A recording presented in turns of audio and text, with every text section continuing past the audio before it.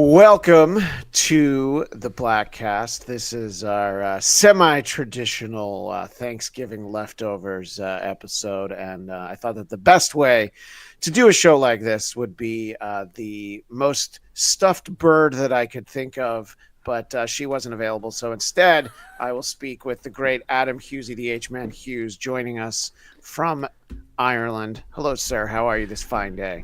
Very good. And if I could get a female stuffed bird, I would be glad I ate her. Get it? Yes, we would be Gladiator. Thank you very much. It's almost like we should just drop the mic on a note like that and be like 44-second show, but the best ever. Interestingly, I've talked a lot on this show and on yours and on others how 2024 is just an abysmal year for filmmaking. Some of the worst movies I've ever seen in my life were released in this year. Would you agree, Hughes? Yeah, it's such a strange thing in that and I know I'm probably stuck in the past saying this, but I think that streaming and the existence of streaming has brought out the worst in everyone. I think that with streaming, you're hearing about like how The Rock had paid $50 million for Red One, and all the money's going into the actor's salary, not into the writing, the story, the production. With streaming, we have seen some absolute piles of shit, and like even just say you ask me to do a top 10 of 2024, I genuinely don't think I could fill a list. No, but if you want to do a bottom 10 of like the worst movies, 10's not enough. It's very easily. I mean, and I've done whole episodes on films like Megalopolis because I was just shocked. And I couldn't bring myself to do an Unfrosted show, which again is a streaming movie, partially because so many other shows did it. But, and I mean, early in 2024, Madam Web comes out, and it's an awful, abysmal movie. You watched it recently, right? Because it's on Netflix now. Well, I actually seen it in the cinema on Oh, okay. 40X, and I'd rather have seen it with 4 bullets in my fucking neck. It was not good. So the 4DX really brought out sort of the poutiness of Dakota Johnson's lips and how much she wished she was not in that movie, I think, is what you're saying. I thought the best part, which was completely not cringe-inducing at all, was when that dumb whore, because we're allowed to call her that, was watching a Christmas film in the middle of the summer and then was speaking back to the TV screen like a dumb bitch. So, I thought that you were just prying through the window at our friend Kaylee's house, and that was just her talking to the TV in the morning. By the way, Mike Durband Productions, Hughes forced me to watch Madam Web, and for that, I will never forgive him. I do think that that's unforgivable. Yeah. But, in February to come out with a movie that in that moment, I'm like, well, what could possibly be worse than this? 2024 does the proverbial hold my beer, because there are actually worse movies. That movie is not good. It's mostly just boring. What I'll say about it, it had the decency to be short. Yeah. I remember we're coming up to the anniversary. It was January 1st of 2024, and The Great Rebel Moon was released on Netflix. And on on the 1st of January, I could tell I've just seen the worst film of the year. Yeah. And I have been proven right. Well, by the way, if Mike Durband is mad at you for making you watch Madam Web, not only did I have to watch Rebel Moon because of you, I watched both Rebel Moons and other Zack Snyder films that I hadn't seen. And this is, of course, for a tremendous episode over there on Hughes Entertainment, Actually, it's does Zack Snyder suck? You're not even asking if he's a hack, right? I can't remember what the exact title was, but I do want to give a spoiler for anybody who hasn't checked out that episode. He is, and he does. Yeah. And even better than that, I just heard, funny enough, I get a comment on that YouTube video today. Zack Snyder's been hired to make a hard-edged police drama thriller for Netflix. So clearly, nothing has been learned. Nothing will happen. He's basically the equivalent of a Catholic priest being moved from convent to convent because of accusations with children, instead of saying, "You want to stop being a pedo?" Allegedly. Allegedly, yes, allegedly. So, and not a 2024 film, but we recently talked about Michael Bay, and I was reminded that his fine film, Ambulance.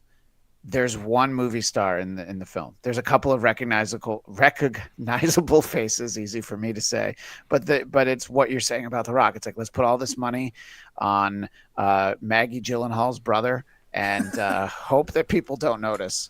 And we noticed, but that movie's actually kind of fun. But it's I don't know. I don't want that trend of only one movie star per movie. There's not enough of them to go around, Hughes. They need to team up and make great films together.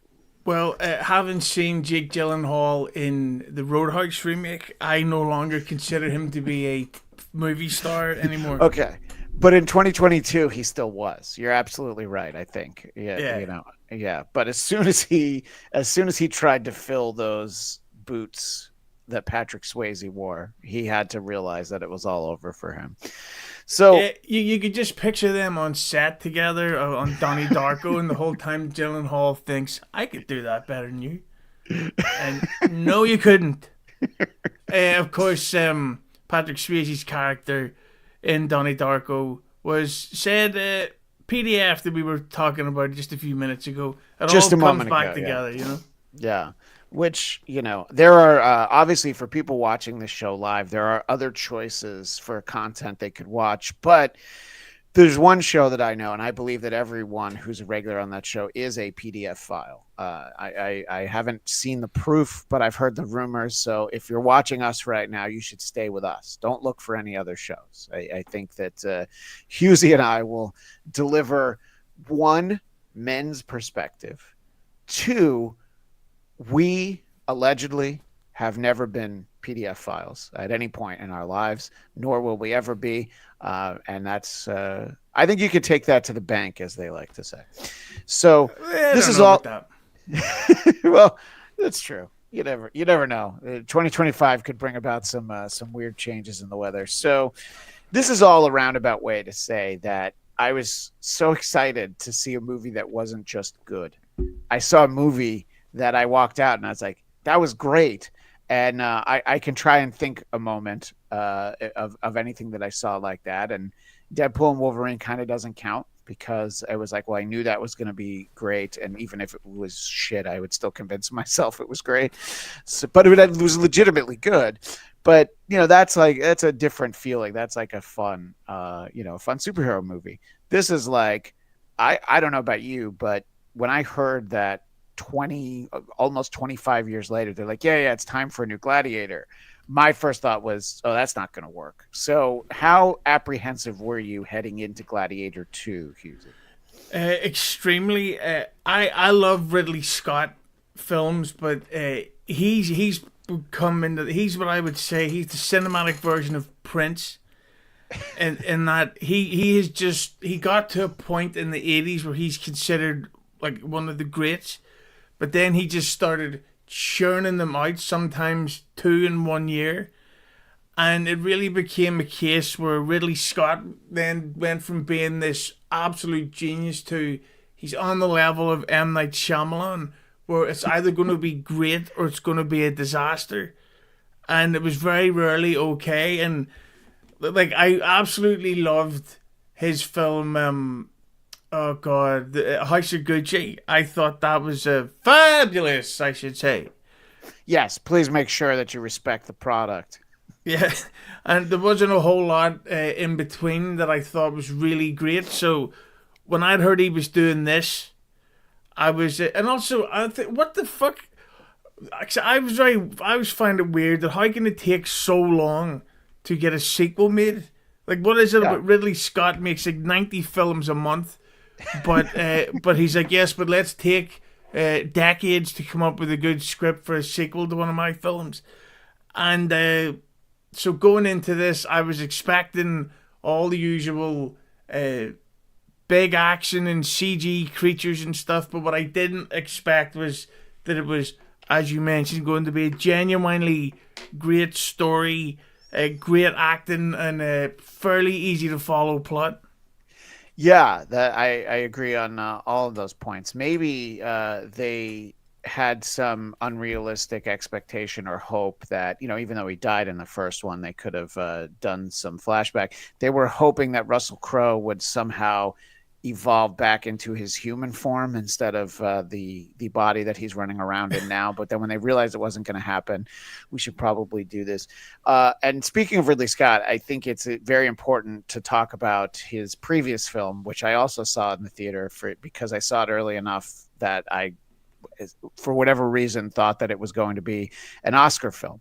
And it's tough when you make an Oscar bait film that doesn't even get, no one talks about it. It gets no nominations. And that's Napoleon, where Joaquin Phoenix is the only person with an American accent. Now, of course, no one has a French accent. Everyone's British.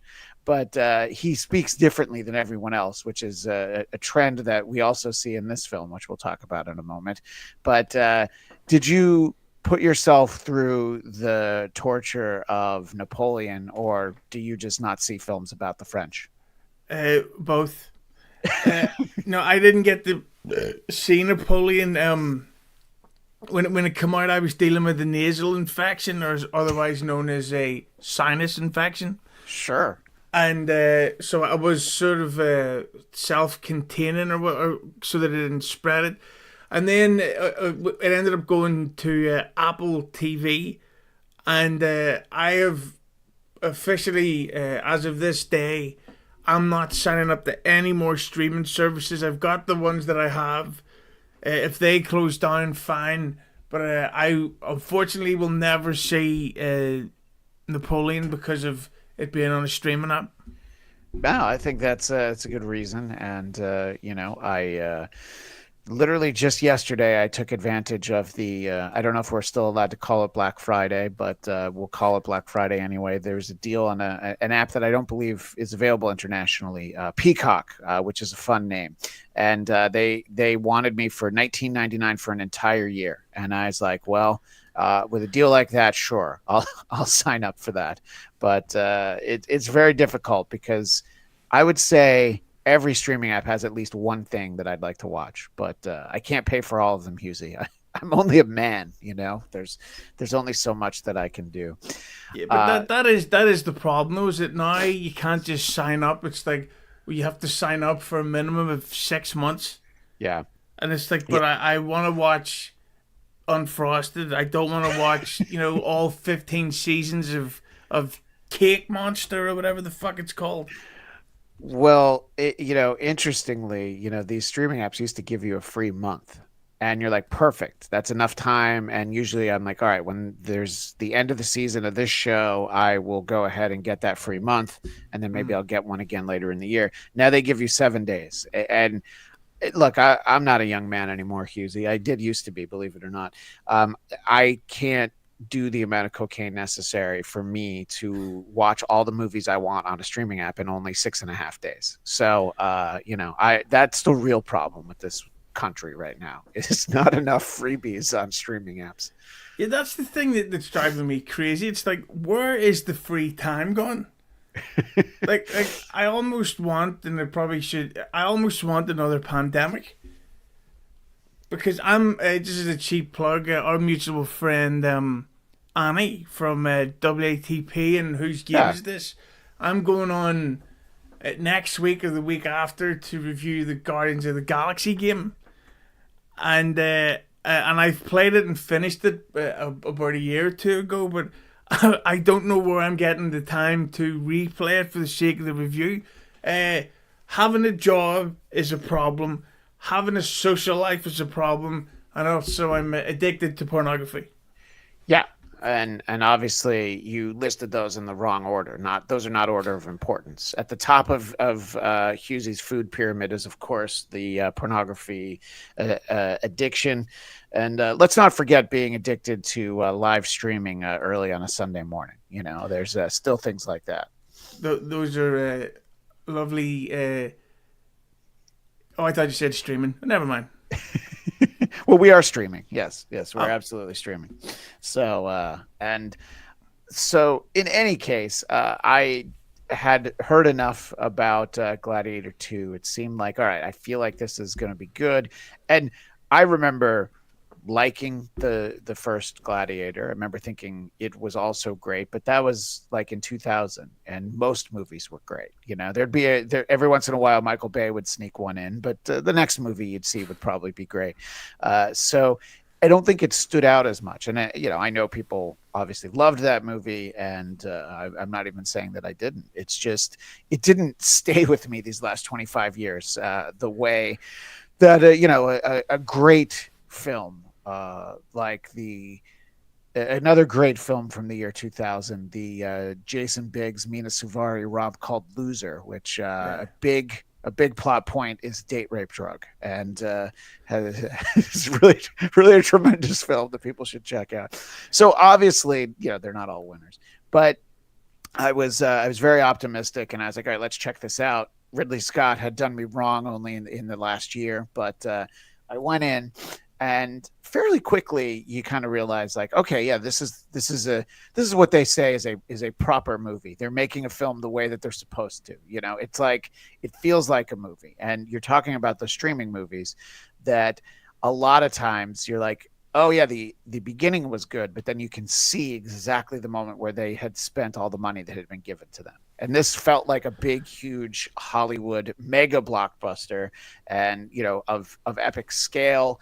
And you don't see the seams on the CGI. There's obviously tons of extras. There's practical effects, and however they augment that with the CGI, my IMAX screen wasn't big enough for me to notice, Hughes. So, what did you think of the on-screen spectacle before we even get to the story and the acting?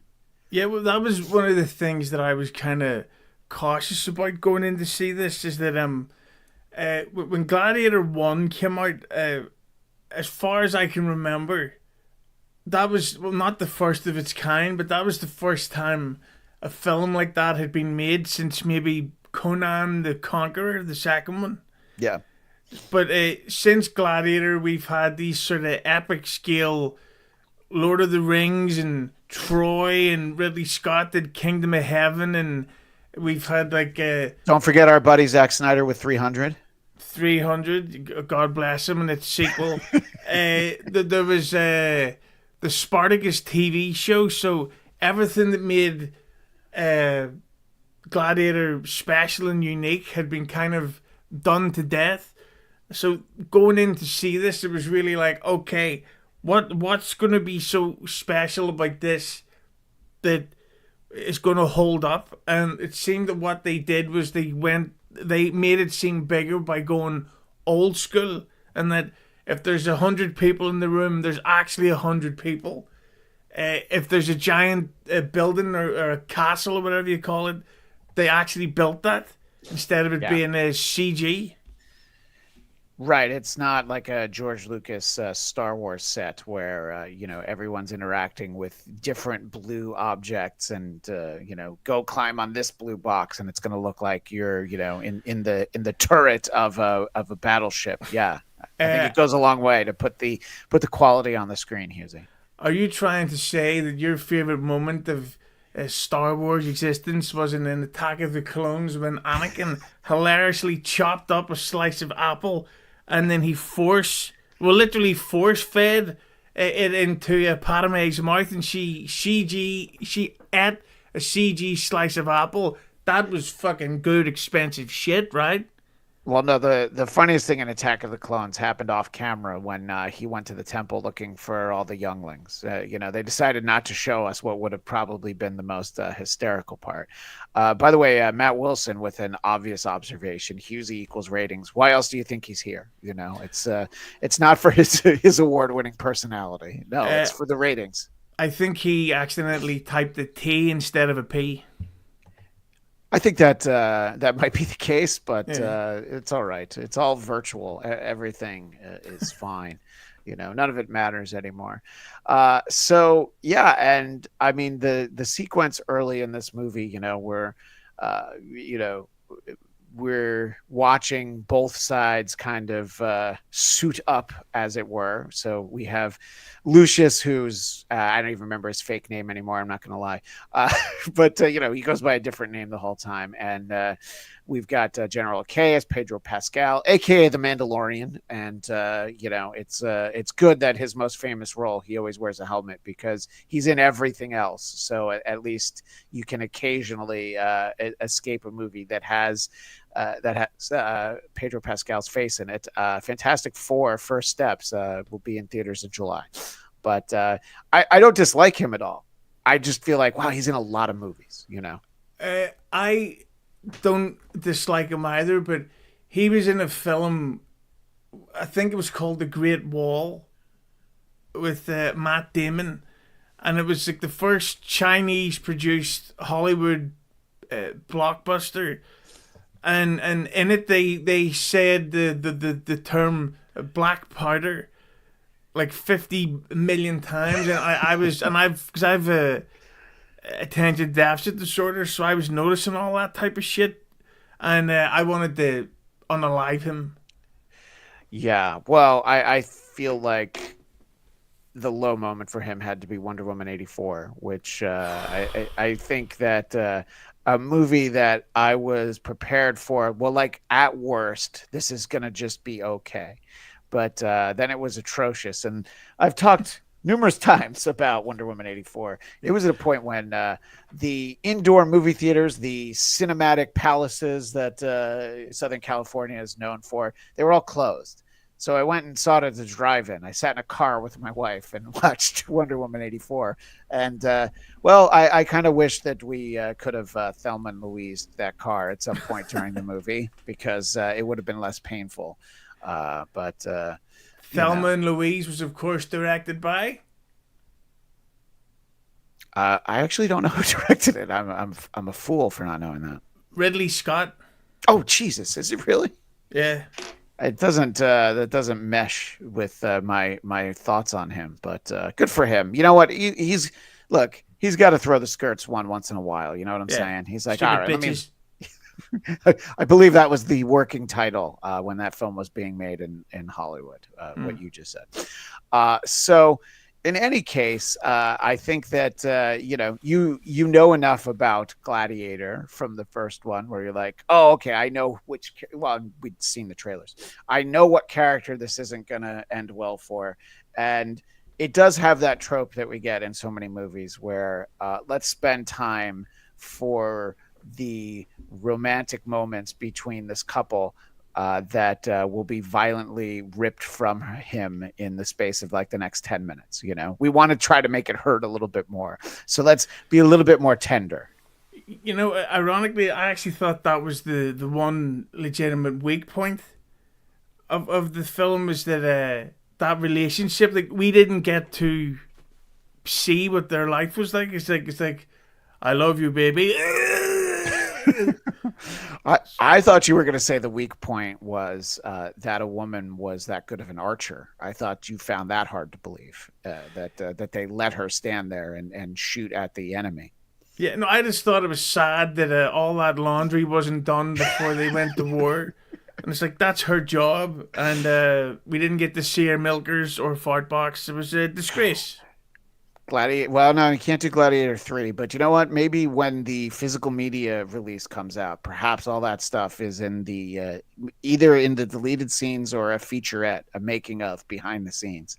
Yes. So, yeah, and I think that I did appreciate getting to see sort of both sides of the conflict, which is hardly new for filmmaking. To the extent, for a moment, I actually thought that they were on the same side, and I'm like, oh no, I'm just an idiot. This is obviously a massive showdown that's about to happen, and our friend Paul Mescal, aka Lucius, of course, finds himself face down in the water. And, my question was, do you want to try to submerge from under the water, like where you're not going to be surrounded by Roman soldiers? Do you want to maybe do it on the other side of the boat and see if you could get away somewhere? But let's be honest, they were everywhere. That's what Rome does. They just sort of overtake, and he wouldn't have been safe anywhere, would he, have Hughes? No, but I did like that it wasn't exactly a reboot of what happened with Russell Crowe. In that he was being taken against his will and was refusing to do it until he found out that he could get his hands.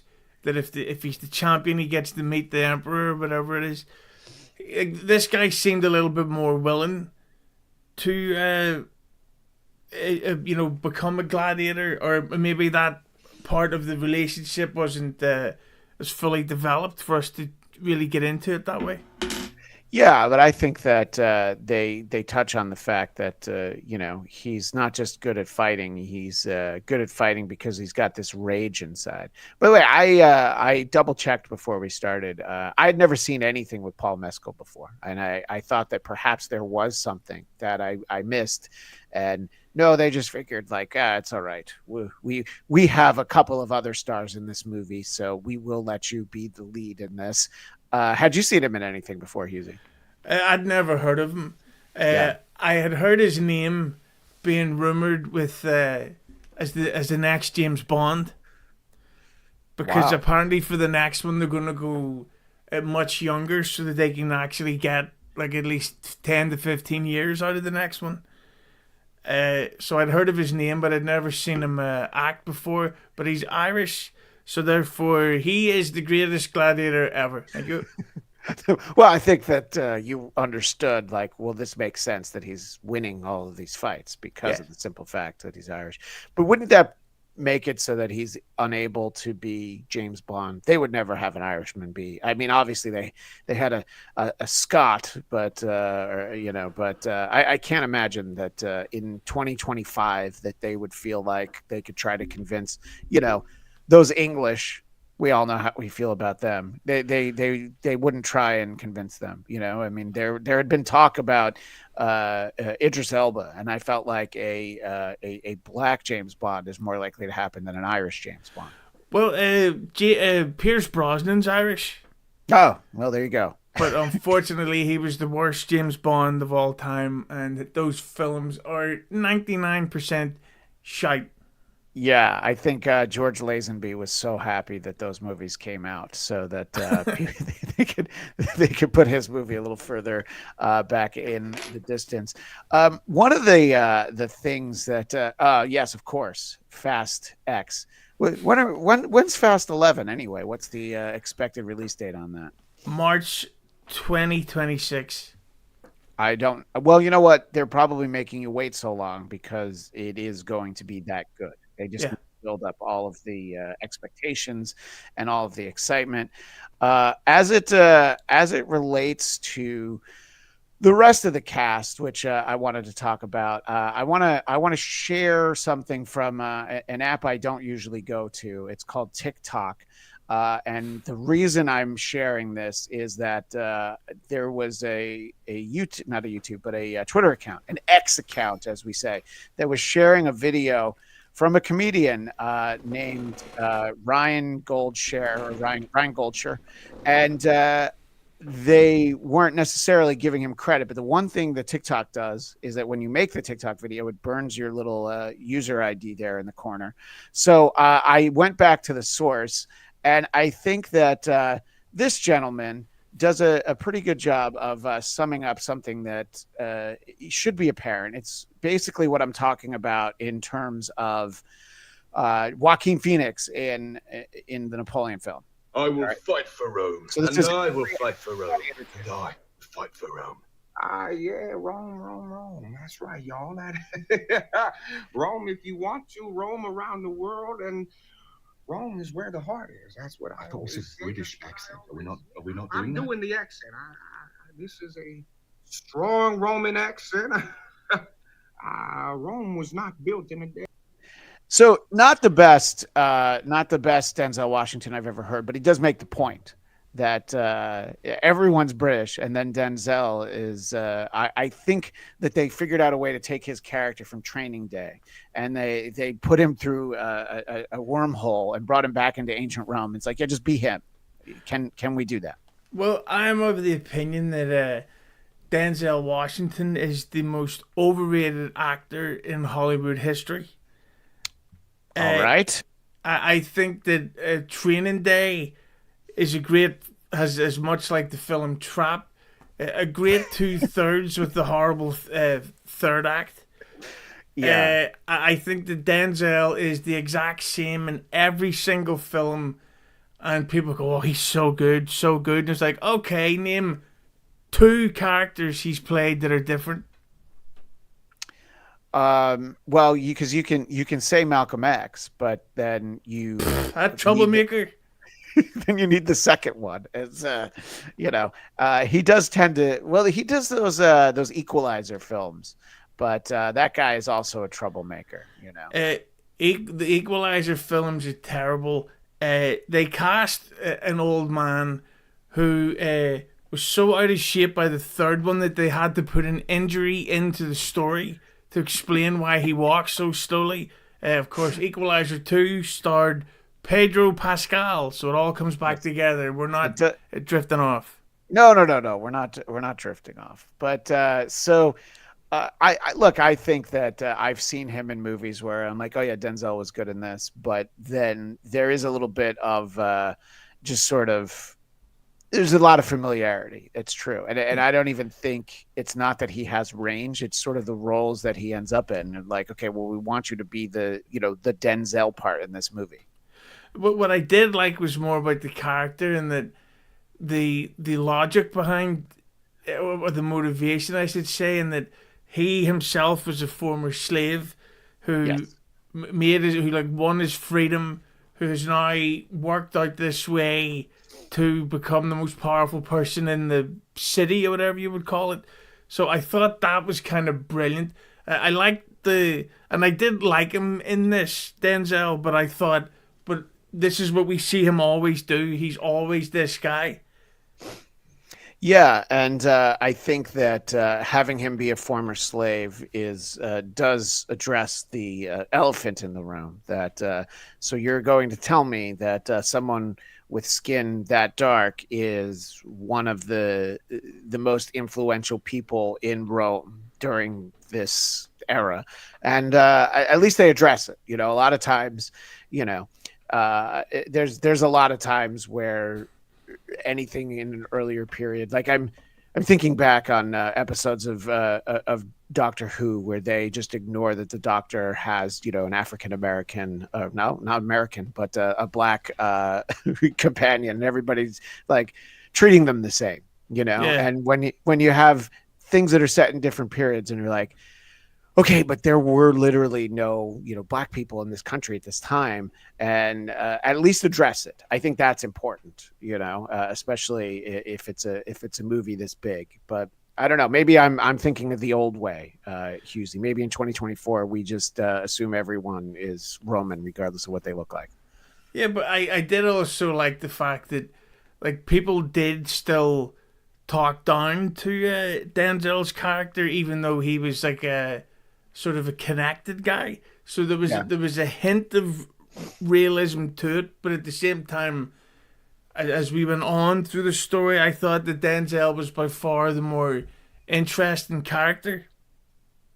Oh yeah, and just sort of has the plan in place when Pedro Pascal and his wife, the returning champion Lucilla, they have this plan. Like, okay, great, we've got this army, we're going to take everything over.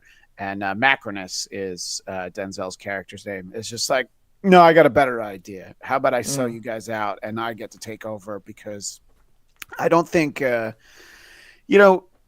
Very often in cinema, when you get to see a Roman emperor, Very rarely do they focus on the ones who were strong and not easily manipulated to take over. I think of the great film that I covered on this show with our pal Little Lemmy, Caligula.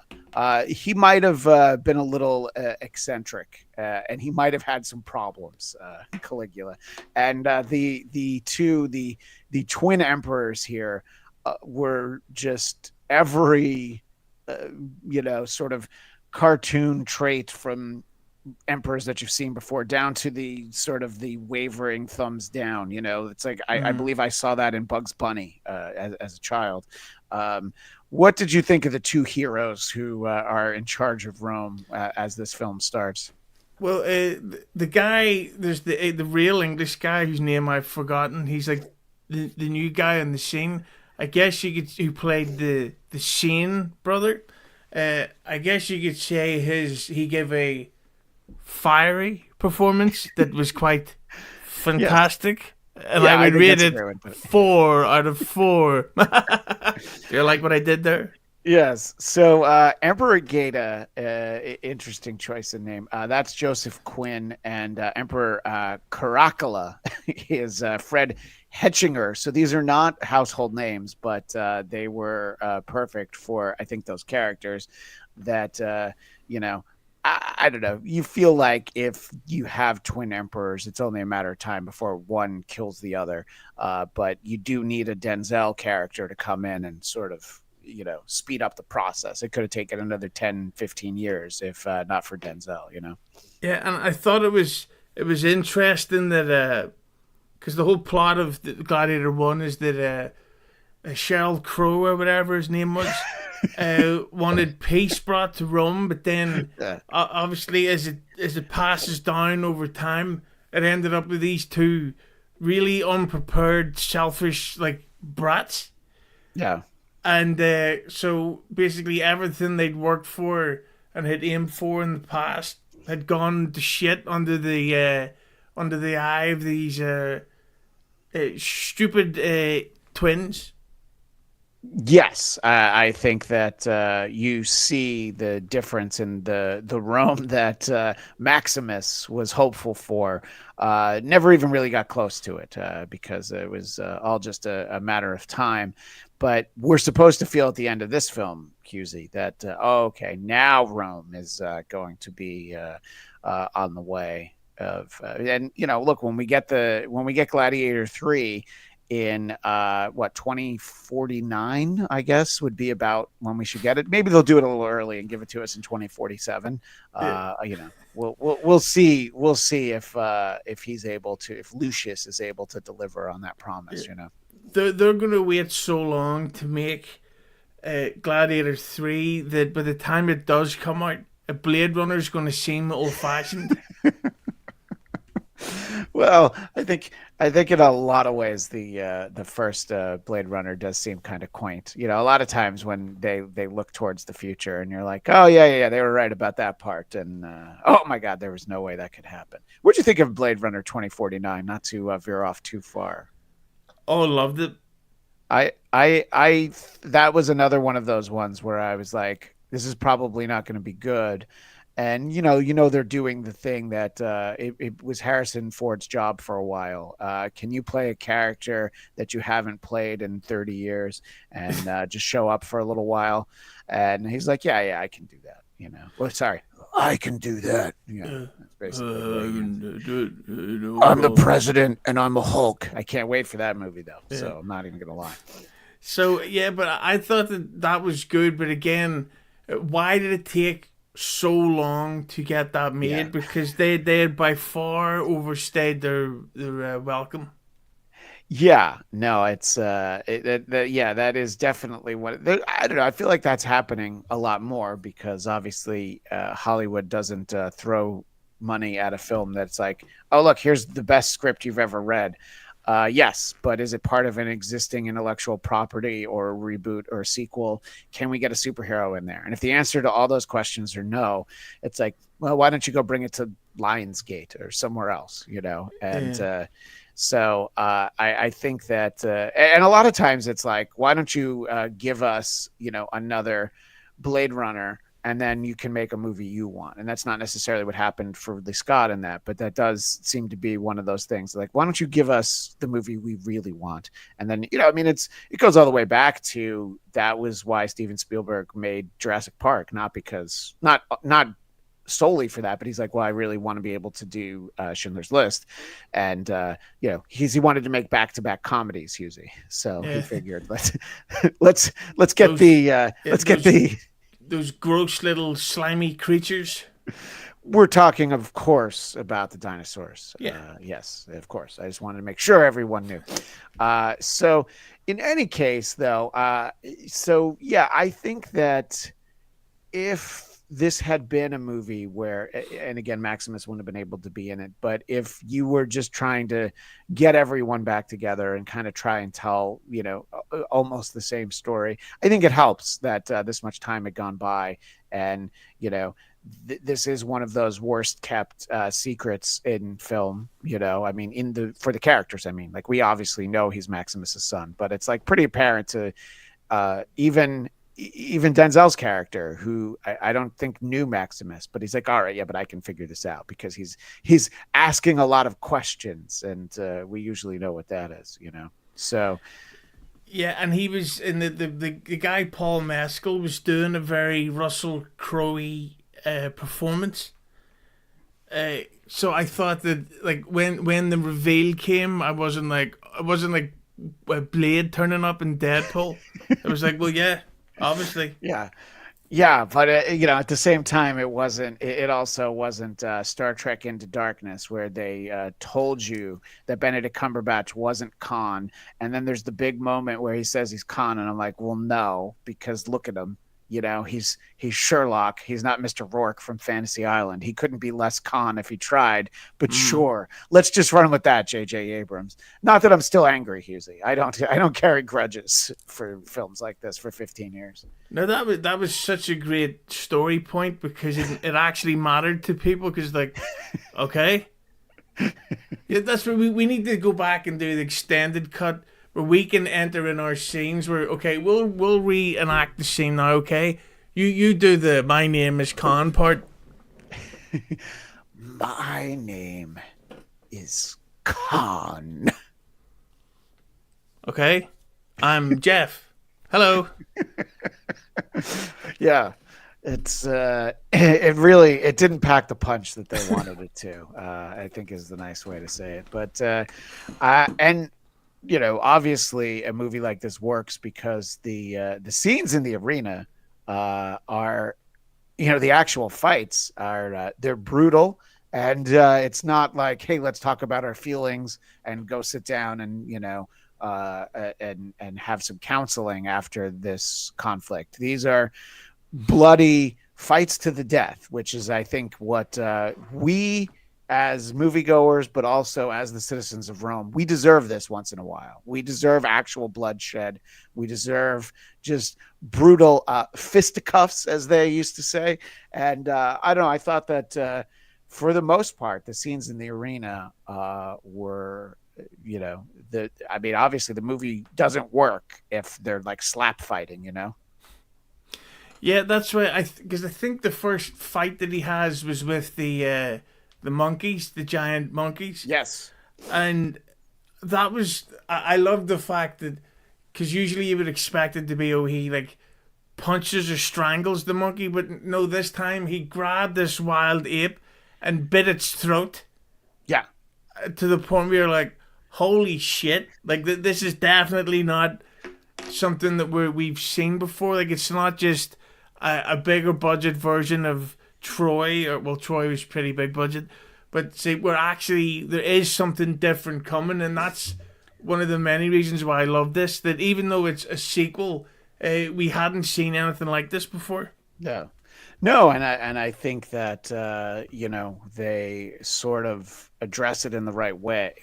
Obviously everybody's afraid of this guy, but at the same time, all the other gladiators are kind of making fun of him for being the guy who bit the monkey. You know, he sits down and they start making the ape noises.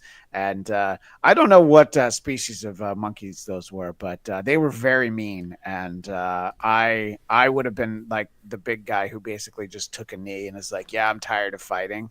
I was just like, God, I don't think I can beat any of these monkeys, you know? Yeah, that's See, I did like the fact because it seemed to me that he was sacrificing himself to give others a chance or whatever, uh, which I thought was kind of weird because like that guy was never mentioned again. Yeah, that's true. You know, and that he was like Lucius's like very good friend, and then he dies, and then Yeah. and then the next scene, Lucius is laughing at monkey impressions. Yeah, I think it might be a little disrespectful. I think but what has he done for him lately? You know, he hasn't really helped him out. But yes, this incredibly important figure in your life, this mentor, this friend. Oh yeah, he did die like a day ago. I'm sorry that I haven't thought about him since.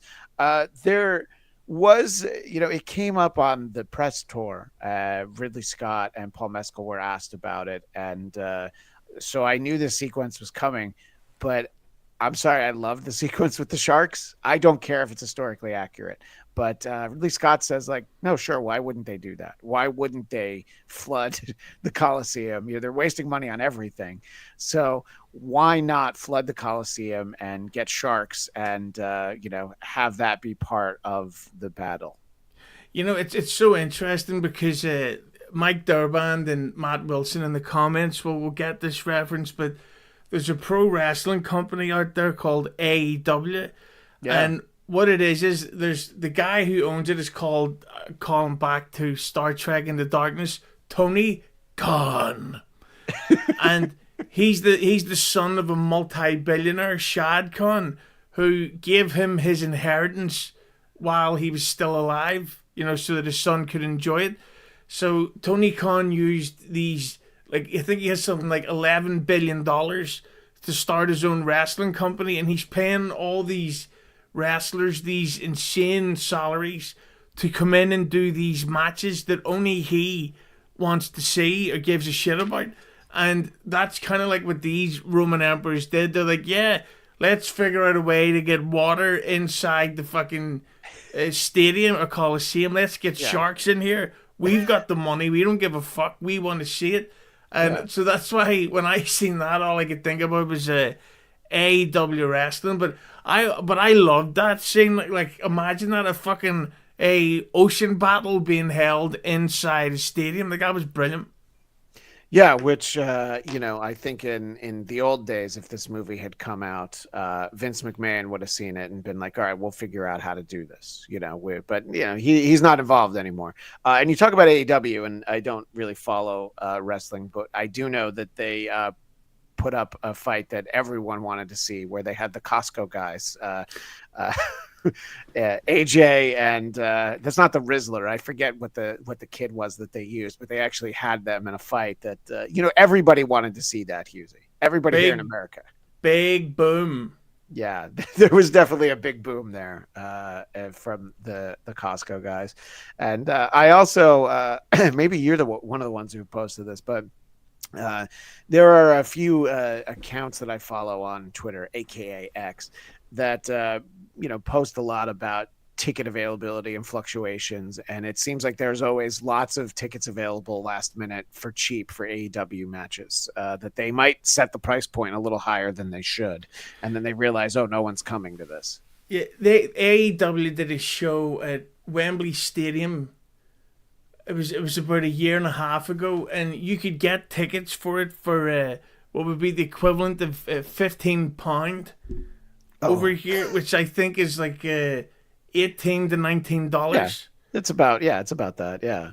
And I just remember, and that's just this guy's just throwing his money away because he's like, I want to see it, and that's with the so these while the idea of an ocean battle happening in the Coliseum is crazy, but it sort of emphasized the fact that these emperors are not logical thinkers, and they'd rather people starve in the streets because they want to have fun. Yeah, but look, I think we all feel that way if we were emperors. We would definitely want to have our fun. I would. There's a few scenes in Caligula I'd like to recreate if I were ever emperor of Rome, and a few that I wouldn't admit that I'd want to recreate. But let's be honest, I'd want to recreate them. And speaking of Caligula, and you mentioned your review of it earlier, the great Lemmy was on that, and I think that people seem to skip over the fact that Lemmy mentioned she had to, shall we say, flick her bean during Caligula. So, yay, Caligula! Yeah, I mean, exactly. And the most telling thing was Lemmy talking about how she watched that film with her ex-husband, and she didn't get into the specifics, but it was clear that that was the moment when she realized, I can't be with this guy. There was in some way he didn't appreciate a fine film like that. But let's bring it back to 2024 and Gladiator 2. So, I think that things play out in sort of an expected way, but even so, you have the moments where it's like, oh yeah, how is this going to work out? And he's forced to have to kill his, I guess technically his stepfather, his mom's new husband, General Acacius. I don't know. I don't speak Latin usually, but General Acacius, and instead he's like, well, I'm not going to kill him, and it's like, all right, that's why we have all these guys with bow and arrow. So now he's dead. What do you want to do about it? And see, that was something I didn't. I hate when that happens, when a character, usually a hero, at the last minute makes the right choice, because it's like, but your whole thing for like the past hour, this whole collection of scenes, is that I want to get to this point where I can get close enough to get my hands on this person, and then you just let them go. Like, one of the many problems I had with Black Panther 2 was that it's like, hang on a second, so this guy not only is trying to kill you right now, but he killed your mother, he fucking blew up Wakanda and drowned her to death. So your solution is, let him go, I'll protect him. It's like, no, kill him. That's the logical move. And when he just, and that's the thing that didn't make sense, because the whole time they'd been fighting, Paul Mescal was going after Reed Richards with the sword and was trying to actually kill him. But now he doesn't want to kill him after he's already got it. And I just thought, this is stupid. Well, maybe not stupid, but I just thought that was a silly point. Yeah, I mean, I think that even if he'd accidentally killed him, he's like, all right, I just want to hurt him. Whoops. I was just going to use the tip of the sword, but the whole thing went in, which is something that Hughes and I can relate to from our younger days. But at least it wasn't Batman versus Superman, to invoke the great Zack Snyder, where Batman is inexplicably able to probably kill Superman, but then Martha, what? Wait, your mom is the same name as mine? All right, I got to let you go. Obviously, I don't know. This all got out of hand, didn't it? Didn't it, Soups? Can I ask you a question? When you so basically, when you were watching Gladiator, you knew from early into it, I'm really enjoying this. Yeah, definitely. Were you at any point expecting? Because I know I was, it to turn into one of those shitty sequels where right out of the blue, people from the first one just randomly turn up. Like during that fight scene, I was honestly expecting Russell Crowe to turn up and go, enough. Yeah. So when he died the way he did, I thought, okay, it's going to turn out that Russell Crowe's still alive, that the other guys from the first one are here, but thankfully not. I was not expecting that, but you know what? That's I shouldn't give Hollywood so much credit as to not have expected that, because I think we've seen all of those things. The character who you can't come up with any reason why Russell Crowe would still be alive, but then he would be like this, and he'd probably sing a song from Les Mis, and then that's where this film would have won all its awards, is in that moment. moment, where he got to shine as the singer we all know he is. It's we're going to see that again soon. They're making currently Cliffhanger 2. No, are they really? They are, and Oh no. even better, from the director of Black Adam. Oh, oh, oh, oh.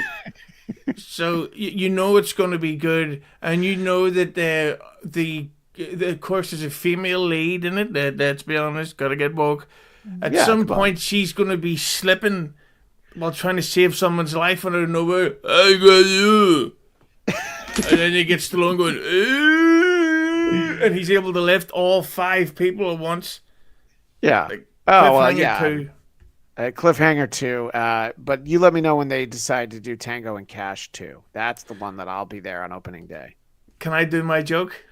Yes, please. Okay, so I'm going to do a Tango and Cash sequel where the Tango and Cash return to team up with their sons, and we're going to call it Tango and Cash and Tango and Cash. Perfect. Thank you.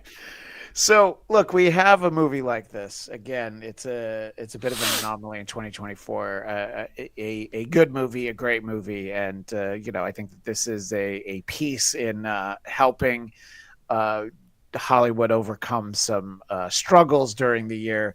It comes out the same weekend as Wicked, and they try and create like a Barbie Oppenheimer thing, but I can't say that I know anyone who's seen both movies. That could change at some point. I don't necessarily feel like I need to see Wicked because I'll have to admit something that's probably you'll never think of me the same way. I did see the musical production once because I don't know. Let's put it this way: I wasn't married yet, all right, Hughes? You know what I'm saying? Oh. And look, I think that there's visuals from what Wicked is where I'm like, oh, it probably looks like it's pretty cool. But as the moment I found out that this movie, and we're talking about Wicked, is 2 hours and 40 minutes, and it's part one of a stage play that was like 2.5 hours, maybe closer to 3. But so they're going to give you 5 hours of Wicked, and the original Wizard of Oz is under 2 hours. So I can't imagine wanting to invest that kind of time in there. But I don't know. I can't imagine that you're excited for Wicked, Hughes. No, Wicked, I'll watch it when it's on TV. I do know people who have seen it, who's taken his kids to see it, and he told me that it's actually great. But I don't like musicals that are supposed to be serious, so I'll go see it. But one of the things about Gladiator 2 that's kind of worrying is that if you've seen the budget for this film, it was 318 million. Yeah. So it's going to need to make at least 700 million to break even, and I really doubt it's going to. Yeah, no, and I think that if it comes in under $1 billion, they're going to be disappointed. And I think you're right. I do think that internationally a movie like this can do well, but yeah, I agree that I don't know that it's on track for that. And it doesn't enter into the decision making, the nominations, and all that, how it does at the box office. I mean, it's not supposed to. Do you feel that this is a movie? Because keep in mind that we do get 10 nominees now, up to 10 nominees for Best Picture. Could you see this getting some nominees in this year? Maybe other years it wouldn't, but I feel like even though it is a sequel, I would be surprised if this didn't get anything. Yeah, I can expect Ridley Scott to be Oscar nominated. If I'm probably wrong, I don't think he's won an Oscar before. Oh, that's a good question. And he's kind of got to that Scorsese stage where it's like, okay, The Departed is good. It's not in his top 10, but fuck it, let's give him the Oscar. Because the Oscars isn't a real awards ceremony. So I would predict that if Ridley Scott wins this, he's going to get nominated. Because he's, 86? Yes, I believe he is. Yeah. He's not going to be around. We'd say he's not going to be around for much longer. I could see him getting an Oscar nomination and potentially a win. But at the same time, nobody watches the fucking Oscars anymore. Like, a lot of these films that get nominated have very small audiences. So I would, if it was a vote for the public, I would say Ridley Scott should win it just because. Yeah, no, and I did look it up. So for Academy Awards, he's been nominated 4 times, 3 for Best Director, Thelma and Louise, which if I had looked at this earlier, I wouldn't have been embarrassed by Hughes, but that's all right. It's good that I forgot. Gladiator in 2001, he was nominated for, and Black Hawk Down. So then you have to ask, like, well, if he didn't win for any of those, and this is shocking, though. The Martian was nominated for Best Picture in 2016, and 2016 was a crazy time, I guess, is my takeaway there. So he's won a BAFTA, and he's won a Golden Globe. Oh my God, for The Martian, but. Let's keep in mind that he won it for Best Motion Picture, Musical, or Comedy. So that's the way that the Golden Globes work, is who said yes to coming to the dinner. And I guess we have to give them an award. Yeah, and the Martian seemed like a lot of fun. It's like, okay, so Matt Damon gets to have a lot of alone time, gets to listen to ABBA 24/7 while losing his shitload of weight. It's like, okay, this is bad, how? There's no real downside. Yeah, I could see it certainly getting some nominations, deservedly so, also because of how bad the films were this year. Last year I fell a little short, but I was determined to see all 10 of the Best Picture nominees, because we have a theater chain here. AMC is what they're called, and I am a member of their A list, which sounds very exclusive. So for $25, you can see up to 3 movies a week, and I think I've done that once. But if you see 2 movies in a month, you've already paid for it. So I tried to use that last year, and I still didn't get to all of them. And I thought some of the movies last year were good, but. Can you even remember any of the movies from last year, the Best Picture nominees? No, because not to be political, but all the woke shit of the Oscars made me just completely turn off from watching. Although I did go out of my way to watch what's it called? Everything, Everywhere, All at the Same All at Time. Once. Yeah. And I loved that. Ago, yeah. I thought that was great. Yeah. But apart from that, see, being Oscar nominated means it's not the draw that it used to be. Yeah, no, that's very true. It's and I think that when you open it up to 10, that although you know what you did, I believe you watched The Holdovers just the other day, right? Yeah, that was great. I thought that was well done. So that was I brought up the list here, and I'm reminded of Oppenheimer and Killers of the Flower Moon, Poor Things with Emma Stone, Past Lives, Anatomy of a Fall, and Zone of Interest, American Fiction. I thought some of those movies were very good, or at the very least, they're good in parts, and I like this scene, I like this interaction. But there wasn't any one of those movies that I'm like, well, if this doesn't win, the whole thing is a sham. Like when Pulp Fiction lost to Forrest Gump. I have not believed in the awards. I was still young when that happened. When that happened, I was like, clearly the system doesn't work. I gotta be honest, I would put Forrest Gump over Pulp Fiction, but mostly because Jenny is the biggest bitch ever. She had AIDS. She gave Forrest Gump AIDS. How dare she? Yeah, well, that's true. Nobody does that to Tom Hanks. So I would tell anybody that even if you think you might like this one, we keep sort of circling around the idea of you and Liam McEnany doing a show together, where of course you guys would talk about another stakeout. I checked in with him on this, and he's never even seen Gladiator 1, and I was like, well, I'm not going to make you. But you don't really need to see it. They give you all these bits, but you should see the first one before you see this. But I don't know a lot of people that have seen this yet, so I hope people do, though. Yeah, and just to give away the ending for Liam, if he's watching this, Denzel Washington turns out to be the villain, and he is killed in a fight in a mud pit. Which, by the way, I love that because because I remember when when Denzel was the new emperor, and your guy Paul had taken over the Roman army. I remember thinking, oh God, there's going to be like another 40 minutes added to this. And instead, it just immediately went into, and not even like a big epic Hollywood production fight. It was like, no, it was like just two guys having a fight in the dirt in this mud pit, and that was it over. And I thought that was a a great ending because they'd kind of done everything they could do when it came to battle scenes.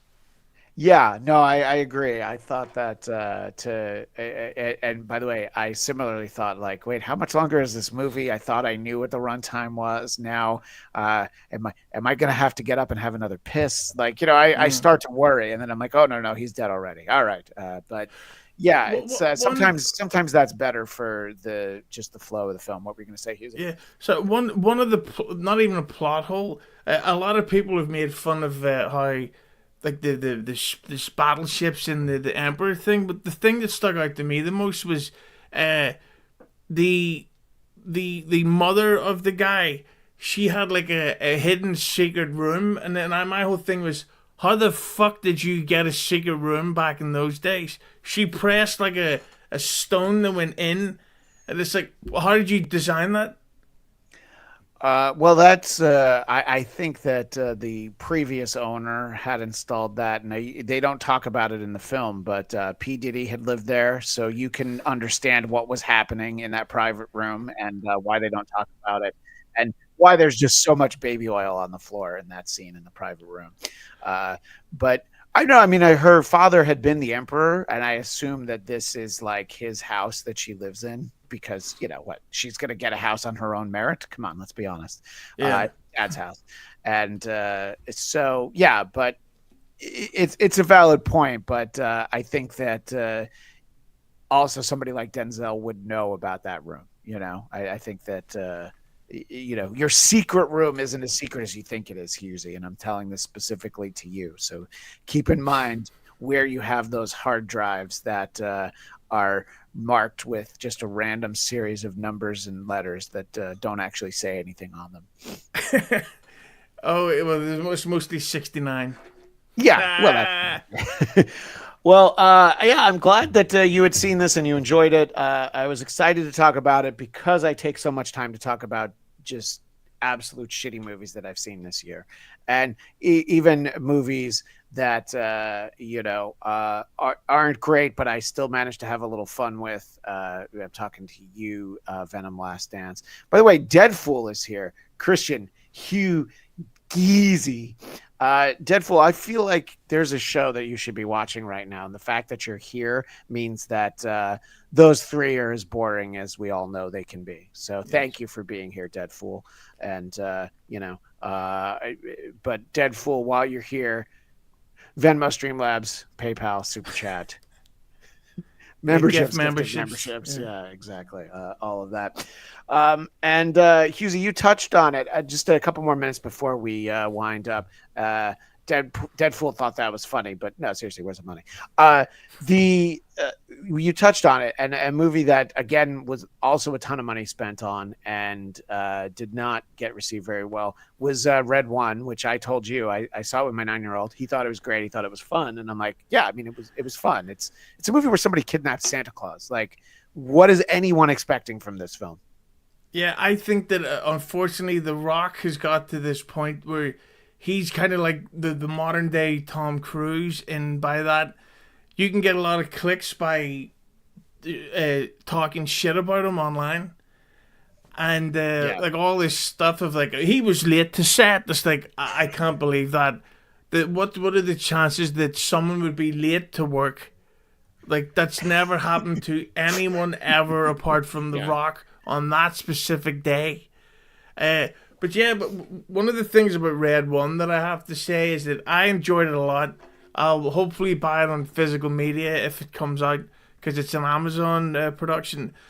But that did not look like it was worthy of 250 million. No, I agree, and I think that it's things like having Krampus and a CGI polar bear, which, if there were a category at the Oscars for CGI polar bears, I hope that I think his name's Garcia. I would hope that he at least gets nominated. But yeah, and it's crazy though, because the villain at the center of that is Sabrina the Teenage Witch slash Sally Draper, Don Draper's daughter from Mad Men, who remember, I have to remind people that I used to be famous. I used to be in show business. My wife worked on that show. So it's like we sort of knew her when she was, let's just say, not a supervillain, as it were. So it was kind of a fun choice. And, it's. I seen a review of Moana 2. Yeah. And the critic was really trashing it, and he says, "Oh, it's so childish and it's so unrealistic." It's like, that's the entire point. The whole point of animation is that it's aimed at children and it's a fantasy film. Like I've had it with the film critics. Well, yeah, and it's almost like, oh, it's too childish and unrealistic. So you've never seen any of the Disney films that have been made ever in 100 years, Exactly. because honestly, Snow White and the Seven Dwarfs is filled with realism. Just the poison apple alone, I think, is it calls into question. And I think that a lot of times, movies that are for kids to enjoy, you need to look at it a little differently. And we haven't seen Moana 2 yet, but I expect that I will have to at some point in the near future. And then the final thing is, you saw a movie I haven't. You saw Dear Santa, which I like the idea of it. And you're on board, or do you feel like it's just more middle of the road, that film? It has very funny moments in it. Okay. It has a nice story. I would say there's a reason why it went to a streaming service and didn't get a theatrical release. Right. And the concept of it is a kid writes a letter to Santa, but he misspells it and he writes "Dear Satan." And Satan is Jack Black, which, by the way, that tracks. I guess no notes on that. So so Satan comes to wish grant 3 wishes for this kid, because then he gets to take his soul afterwards. Cool. For his hell army, and so to help this kid with his Christmas. And it's directed by the Farleys, who of course did Dumb and Dumber and Me, Myself and Irene and stuff.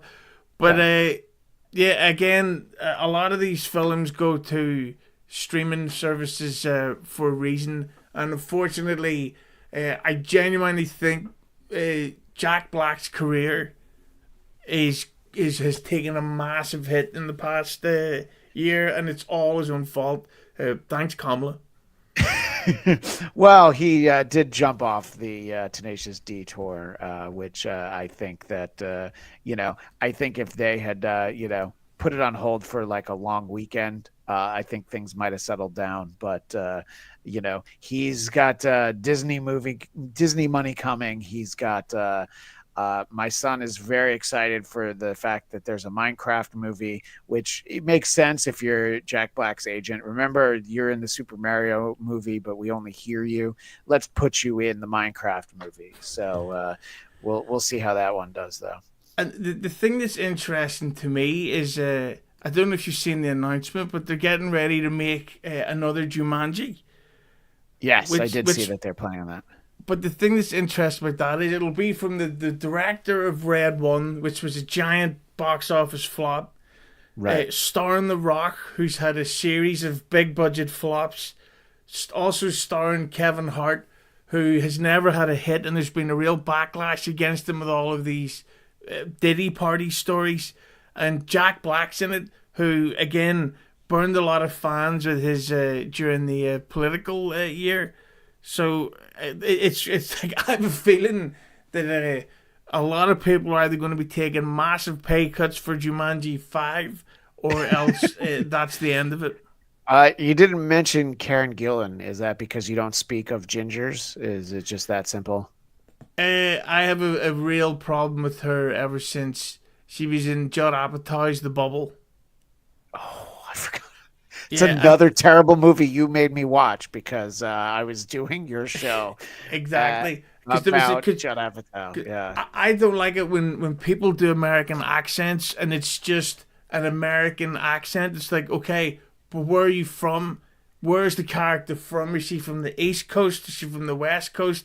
Is she Southern? Is she from like the city, the suburbs? What's this accent? And I thought it, and that's how you can tell when an accent is super fake. Yeah, I know that a lot of people enjoyed a show that ran for almost 10 years called House here in the US. When I heard Hugh Laurie's American accent, I'm like, no, I can't watch this show. And I don't think I could put my finger on it. It was because it's like, yeah, but where? He's like, I am Hugh Laurie and I talk like this.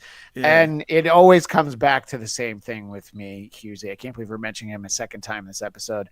Benedict Cumberbatch is Doctor Strange. Doctor Strange could, of course, have been British. There's no reason he couldn't have been. It's like, oh, he grew up in New York. Yes, a lot of British people do. It's fine. His father was a diplomat. Do whatever you want. But don't give us these American accents. Although Tom Hardy's American accent is actually Tom Hardy, but I actually was thinking of Spider-Man. I said the wrong Tom. Tom Holland. His American accent. I feel like he's from Queens. Anyway, speaking of Queens, you had a word that you used to describe the Queen, but we don't need to share it since she's passed on. Now you use it about the King. In any case, Hughes, I appreciate you talking about, again, a great film, because usually I'm like, oh, I saw a really shitty movie. Let's talk about it with Hughes. So it's fun to talk about the good ones. And there's nothing that'll be greater than probably the last film of 2024 that a lot of us will see. It would be Kraven the Hunter with Aaron Taylor Johnson, which obviously we know that one. You were talking about Best Picture nominees. That's kind of a slam dunk, isn't it, Hughes? Yeah, I've got to be honest with you. The fact that they've already started showing that film to critics, it's given me positive vibes at least. Yeah. Usually critics get to see bad films the day before the release, but they've already shown it. And of course, stars Russell Crowe from Gladiator 1. So I'm going into Craven with positive thoughts. Yeah, and by way of comparison, there were never press screenings for Madam Web. I believe that if you wanted to write about it, you had to go and see it on opening day. So it's the same studio, still Sony. So we'll see about that. But Dead Fool has an important question before we go. So YouTube blocked it, but you can put cyanide in lots of stuff, even apples. How is that unbelievable part? Not the fact that there's a witch. All right, Dead Fool, trying to bring logic to me speaking off the cuff about about the Snow White and the Seven Dwarfs. But let's really be honest. The idea that the prettiest girl in the land had dark black hair, that's really the question. I don't think anybody believed that. If she'd been a blonde, I would have bought it. If she'd looked like Alice in Wonderland, or something. But thank you, Dead Fool, for poking a hole in my theory. So yes, I guess the poison apple might have been the easiest thing. How about the seven little people all having jobs and living together? Yeah. Okay, maybe that's really the issue at the heart of that. Hughes, obviously, so much great content over on your channel, and I believe that we're still hatching a Merry Marvel Christmas at some point, right? Yes, over the next, I'm going out tomorrow night for a couple of drinks. Going to see your favorite band, the Lightning Seeds. I know you want to talk about them for hours, but we'll save that for another time. Yeah, we've gone too long. Yeah. So I will soon be organizing what I would call a marvelous Christmas special with Christian. We will be debating our top 5 and bottom 5 Marvel MCU releases, so that'll be from Iron Man onwards. Yes. We will be I've also got Tony from Hack the Movies will be coming on, returning soon. It's behind the membership at the minute. Oh no, it actually just got released today. I recorded a podcast with him about the top 5 Christmas films. We will soon be getting together to record the bottom 5. And then, of course, Scumbag Ray DeVito will hopefully be come back on the show, and I will put the link in the chat so everybody can jump on the air to call him a piece of shit. Well, I think that that would be shocking for Ray DeVito because he's never been called that before in his long and illustrious career. It's time for that guy to get a wake up and for people to hear what they really think of Ray DeVito. Yes. So Hughezy Entertainment Network on YouTube, and you're the Hughezy on social media, or do I have that? Well, yeah, it says it right there under you, so that must be what it is. That's right. This name right here, at the Hughezy on Twitter and Instagram. And I will be about to post the links to my great and slightly controversial interview with the wonderful Shuli Igor in just about 2 minutes. Oh, yeah. Well, I will look forward to that. Did you talk to Bob Levy recently, or is this episode about Bob Levy? About a week ago, I recorded, and I should say live streamed over at Hughes Entertainment. I recorded and streamed an interview with Bob Levy, and then immediately recorded and streamed with Shuli right afterwards. There was it's awkward relationship between the two chaps at the minute, but I get the benefit from it, and that's the main thing. Yes, exactly. And everyone, I said this the last time, but everyone should look for Hughesy's episode with that Aussie guy and Steel Toe himself, Aaron Imholt, where Hughezy is basically the meme of Jerry Seinfeld sitting there eating his popcorn saying, "Oh, that's a shame." You just basically sit back and let the two of them do all the dirty work. And it's one of my favorite hours I've spent on the internet that didn't involve nudity. And potentially. And Patrick Melton will be joining the show soon for an episode. We will have the legendary Francine from ECW and WWE will be coming on. Potentially Aaron Imholt will be coming back on again. I haven't spoke to him in a few days or weeks maybe. But I would like Aaron to come back on for a real show and not an argument. Right, exactly. So all that can be found at Hughezy Entertainment. And of course, if you're here, smash that like button, as they say. Subscribe. You can watch the Bladtcast, Bladtcast, on our YouTube channel. But of course, if you don't like to look at a couple of fine specimens of manliness like Hughezy and myself, you just want to hear our voices, you can find it there everywhere. We've got some Christmas-themed programming coming up, including an episode where I'm going to have the really hot take that no one's ever talked about Hughezy. I'm going to make the case that Die Hard's a Christmas movie. I know no one's talking about it. No one has ever talked about that, but I'm going to be the first to finally talk about it. So you can stay tuned for that and so much more here at the Bladtcast. With that being said, thanks again to Hughezy and Dead Fool and everybody in the chat. We'll see you next time on the Bladtcast.